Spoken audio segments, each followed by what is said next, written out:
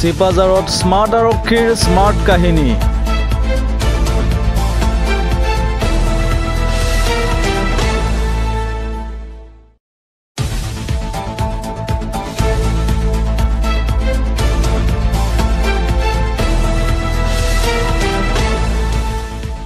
ৰাইজে ধৰি দিয়া বাইক চোৰ পলাল চিপাঝাৰ থানাৰ পৰা।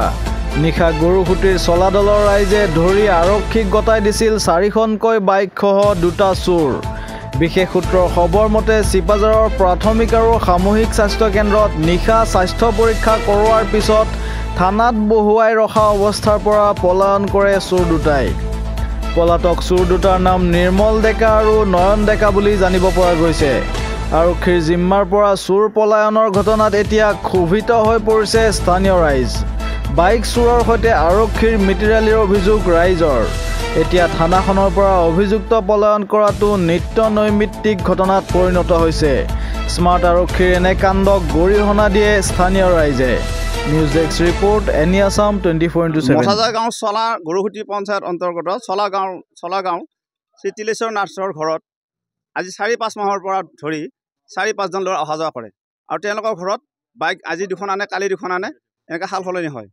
তাৰপিছত আমাৰ গাঁৱৰ মানুহে ইতিমধ্যে তাৰমানে তদাৰক কৰি যোৱা ৰাতি কেইজনমান ল'ৰাই কিবা হেৰি কাৰণে গৈছিল, কিবা কালেকশ্যনৰ কাৰণে গৈছিল। যোৱাৰ কাৰণে সিহঁতে বাইকবিলাকৰ তাৰমানে নাম্বাৰ প্লেটবিলাক খুলি আছে। তেতিয়া সুধিলে কিহৰ কাৰণে নাম্বাৰ প্লেট খুলিছে, বোলে এখন গাড়ীৰ পৰা সেইখন কিয় হৈছে, এইখন খুলি নাটখন ঢিলা হৈ গৈছে, গোটেইটো মানে আমি টাইট কৰিছোঁ, এইখিনি কথা কৈছে। তেতিয়া আমাৰ ল'ৰাখিনিয়ে অলপ সন্দেহজনক হ'ল, হোৱাৰ পিছত সিহঁত আগৰি আমি ধৰি উঠি আমি সিহঁতক অলপ সৰু সুৰা মাৰপিট কৰা হ'ল। তাৰপিছত আমি চিপাঝাৰ থানা আৰক্ষী থানা আমি গতাই দিয়া হৈছিল। আৰক্ষী থানাই আমাৰ মাজৰ পৰা ৰাইজৰ মাজৰ পৰা তেওঁলোকে ৰছীৰে বান্ধি লৈ গৈছে, কিন্তু তেওঁলোকে হেংকাপ আনা নাই, কোনো হেংকাপ নাই, ৰছীৰে বান্ধি লৈ গৈছে। লৈ যাই কোনোমতে তেওঁলোকে নি বেঞ্চত বহাই থৈছে। বেঞ্চত বহাই থৈ তেওঁলোকে ভিতৰত কিবা লিখা পঢ়া কৰি থাকোঁতে তাৰ পৰা পলাই গুচি যায়। এইখিনিয়ে কথা, বেলেগ একো নাই।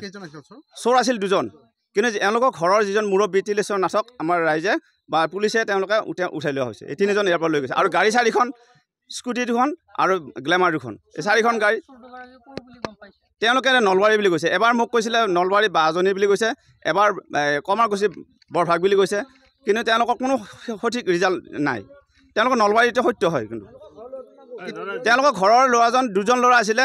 এজন আজি 2-3 বছৰ দেউতাকৰ লগত কিয় গণ্ডগোল লাগি ঘৰৰ পৰা ওলাই বাহিৰত থাকে, কিন্তু বাহিৰত থাকে এনেকুৱা গেং পাৰ্টিৰ লগত কাম কৰে। তেখেতে গৰু ধৰে আৰু তেওঁলোকৰ এটা আলহী লৈ আহি তেওঁলোকৰ এটা ল'ৰাকেইজন ৰাখি, আৰু ঘৰত যিজন ল'ৰা থাকে সেই ল'ৰাজনৰ নাম আছিল বুলেন নাথ। তেখেতে তেওঁলোকৰ পৰা এখন বাইক কিনি বুলি কৈ ইয়াতে গৰুসুটিতে ঘূৰা পকা মাৰি থাকে আৰু কিবা বেলেগ কামত জড়িত হৈ থাকে। কিন্তু এইটো কাৰণে আমি এতিয়া ৰাইজ হিচাপে কৈছোঁ, থানাৰ OC যিজন আছে, OCয়ে নেক্সট যেতিয়া আহিলে ইয়াতে OCয়ে আহি যেতিয়া ছিগনেল এটা দিছে যে মানে মই অলপ বেলেগ ধৰণৰ মানুহ, মোক কিন্তু নাম্বাৰ প্লেট বিচাৰিছিলে, কোনোবাই কৈছিলে এইখন গাড়ী নাম্বাৰ প্লেট, তেতিয়া OCয়ে বোলে কৈছে মই অলপ বেলেগ ধৰণৰ মানুহ, কিন্তু নাম্বাৰ প্লেট কিয় বিচাৰিছে বুলি কৈ তেওঁ এটা ছিগনেল মাৰি থৈ তেওঁলোকে ইয়াৰ পৰা মানুহ উঠাই লৈ গৈছে। তেওঁলোকে লৈ যায়, OCয়ে লৈ যায়, তেওঁলোকক বুহাই থৈ OCয়ে দ্বাৰাই তাৰমানে চৌকিটা পলাই যোৱা বুলি আমি ৰাইজে মানে হেৰি কৰিছোঁ, সন্দেহ কৰিছোঁ।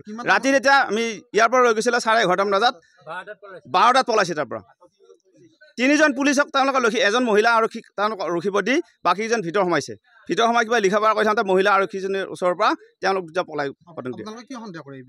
সন্দেহ কৈছে আমি থানা আৰক্ষী চকীয়ে তেওঁলোকে সন্দেহ, থানাৰ OC বা ছেকেণ্ড OC ইয়াতে যিকেইজন আহিছিলে তেওঁলোকৰ ভিতৰ আছে, গেং পাৰ্টিৰ লগত তেওঁলোকৰ ভিতৰত থকা বুলি আমি সন্দেহজনক কৰোঁ। তেওঁলোকক আমি থানাত নি গতাই দিলোঁ। ক'ব গ'লে আমিও নিজে গৈছোঁ, আমি তাতে থানাত আছোঁ। তাৰপিছত তেওঁলোকে কি কৰিছে, কোনো হেণ্ডকাপ নোহোৱাকৈ, লকআপ নোহোৱাকৈ তেওঁলোকক ৰাখিছে, বাহিৰতে ৰাখিছে বুলি ক'ব লাগিব। গেটৰ মুখতে বহি থৈ আছে। তেওঁলোকে চিপাহীৰ যেনে কোনো গুৰুত্ব নাই, ইফালে যায় সিফালে যায়। আমি আছোঁ কিবা বেলেগ কামত, তাতে আমি বাইকৰ কিবা কিবি সুধি আছে, আমি তাতে আছোঁ। তেওঁলোকে তাতে ছেকেণ্ড OC ছাৰ আছে, ফাৰ্ষ্ট OC ছাৰ তেওঁলোকে কিবা কিবি ধমকি দি গুচি আহিল। তাৰপিছত ইফালে এটা ছাৰ আহিল, তেওঁ এইটো আছামী নিবৰ কৰা। তাৰপিছত ফাৰ্ষ্ট OC জন তাৰ পৰা হৰাল। আমি সেইটো কাৰণে আমি বেছি ক্ষোভ পাইছোঁ। তেওঁ কিবা হয়তো তেওঁলোকৰ লগত কথা পাতি তেওঁলোকক পলুৱাই খেদি আছে। সেইটো আমাৰ কাৰণে আমি অতি দুখজনক কথা। আমি ইমান কষ্ট কৰিছোঁ, আমি ইমান মানুহে তেওঁলোকক আমি ইয়াতে ধৰিছোঁ, তেওঁলোকে নিজে আহি ধৰিব পৰা নাই। আমি ধৰি তেওঁলোকক মাতি আনি আমি নিজৰ গাড়ী দি আমি যিগিলা চোৰাং গাড়ী আমি নি তাতে থানাত দিছোঁ। তেওঁলোকে থানাত দিয়া চোৰাং কেইজন কেনেকৈ পলাই খেদালে, সেইকাৰণে আমি এইটো পুৰা বিচাৰ হোৱাটো আমি বিচাৰোঁ। কৰি পেলাই যোৱা ৰাতি আমি আমাৰ ল'ৰা কেইজনমান আমাৰ এনেকৈ আছিলে, আমি যাই পেলাই আমি ল'ৰা কেইজন লৈ যাই পেলাই আমি তেওঁলোকক ধৰি দিওঁ।